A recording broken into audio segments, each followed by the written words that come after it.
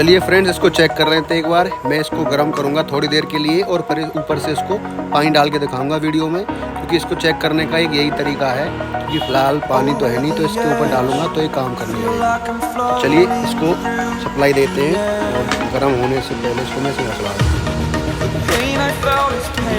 देख सकते हो ये चालू हो चुकी है।